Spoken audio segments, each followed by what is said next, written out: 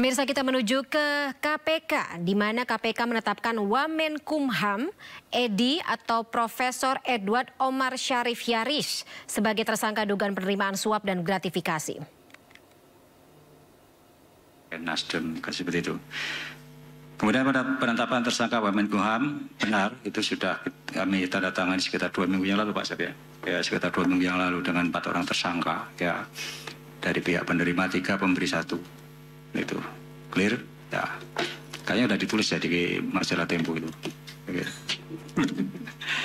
Kemudian supervisi perkara pemerasan di Polda, ya, kami sudah membalas surat. Ya tentu tahapan supervisi itu harus kita mulai dengan koordinasi, ya koordinasi, kemudian kebutuhan apa yang kemudian akan dilakukan supervisi, ya. Nah, kalau dari pemberitaan dari permintaan Polda kan supaya penyidikan yang mereka lakukan itu transparan, ya. Ya kalau sudah transparan ngapain juga di supervisi, kan seperti itu kan. Karena kita lakukan supervisi kalau misalnya dalam penanganan perkara itu ada hambatan berlangsung lama, ada dugaan ada intervensi, ya kita supervisi. Nah oke lah kita.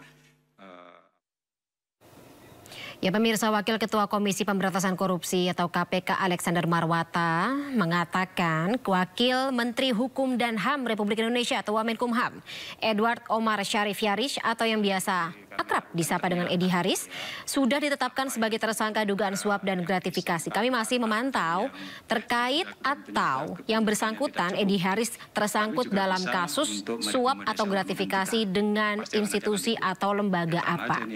Sementara surat penetapan terkait dengan Edi Haris dan 3 tersangka lainnya sudah ditandatangani sekitar 2 pekan yang lalu. Total ada 4 tersangka yang ditetapkan termasuk dengan Wamenkumham sendiri. Dan Polda itu kan transparan kan seperti itu. Kalau seperti 4 orang tersangka tersebut terdiri dari 3 pihak penerima suap dan 1 pihak pemberi. Penanganan perkaranya lancar.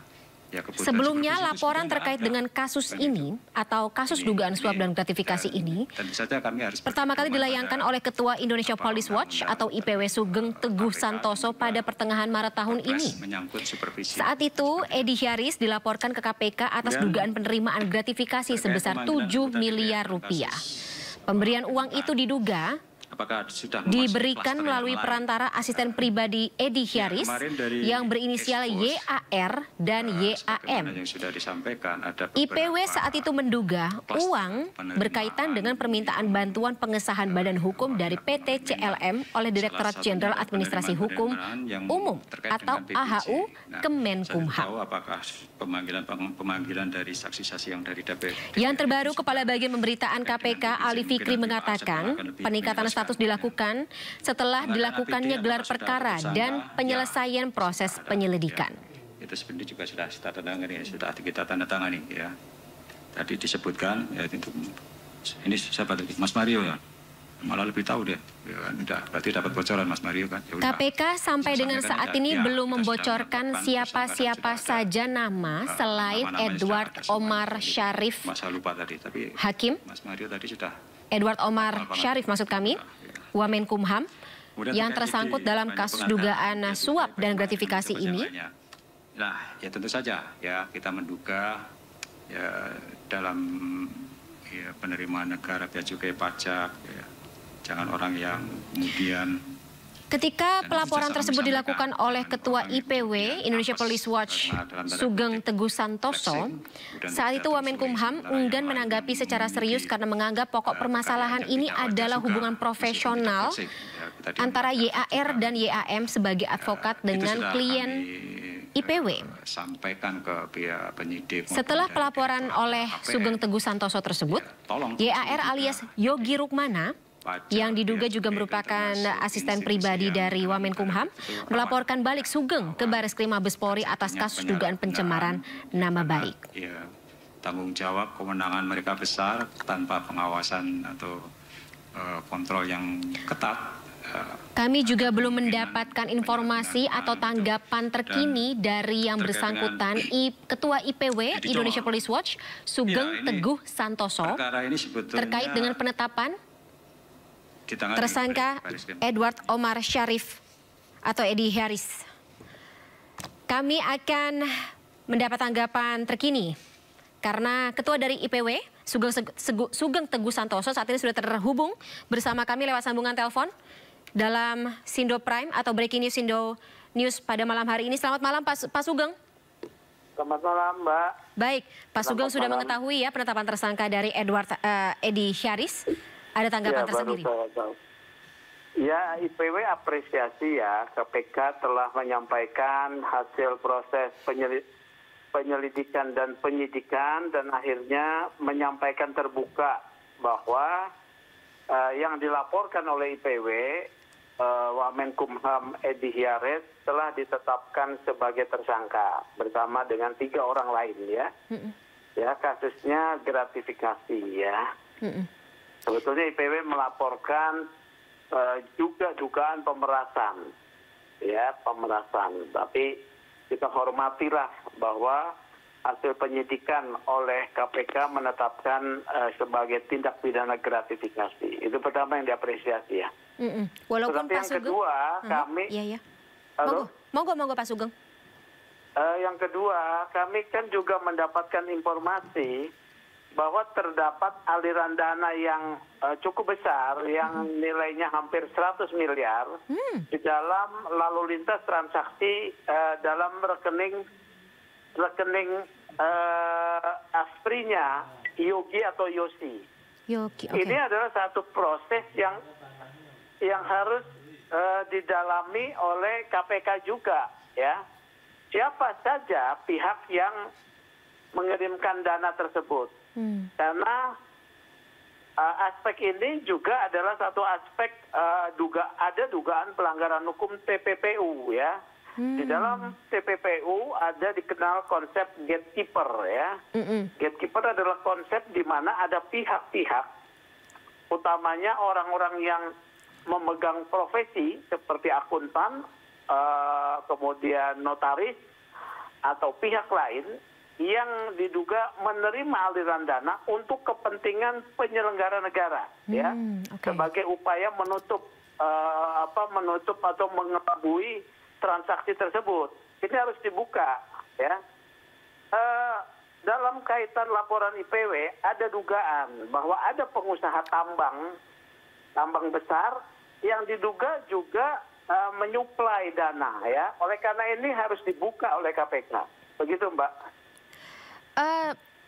Jadi bukan 7 miliar rupiah ya Pak Sugeng, 100 miliar rupiah yang diduga, lebih banyak daripada laporan Pak Sugeng sebelumnya. 7 miliar rupiah itu yang dilaporkan oleh IPW ya. 7 miliar ya.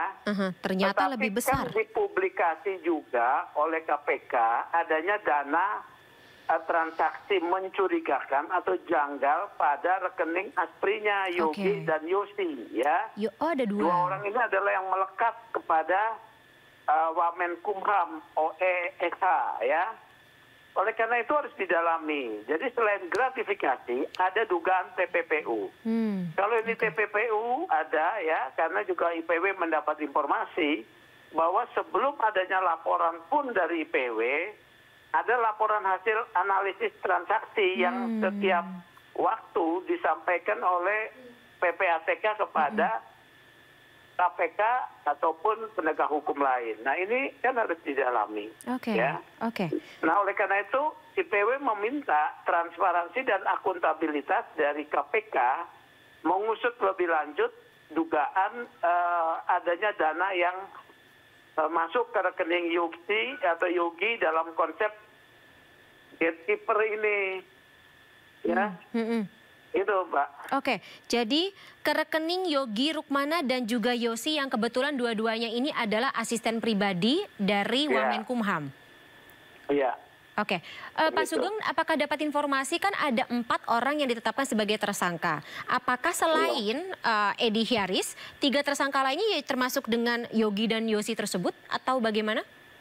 Ya itu harus ditanya ke KPK ya, walaupun saya sebagai pelapor bisa menduga.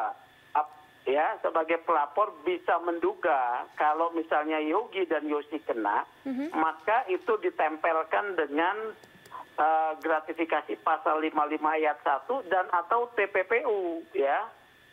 Itu konsep hukumnya ya. Jadi gratifikasi yang dilakukan melalui kerjasama dengan pihak lain atau bahkan ada TPPU-nya di sini. Gitu ya. Oke, baik. Pak Sugeng, ini kasus yang berkaitan dengan permintaan bantuan pengesahan badan hukum dari PT CLM oleh Direktorat Jenderal Administrasi Hukum Umum atau AHU Kemenkumham? Benar, ya. Itu kan yang dilaporkan. Tetapi itu kalau dalam satu proses penegakan hukum sebetulnya itu adalah kotak Pandora, ya. Masih ada kemungkinan? Oh, banyak dengan aliran dana 100 M itu kan artinya hampir 100 M itu kan di luar 7 miliar yang dilaporkan oleh IPW.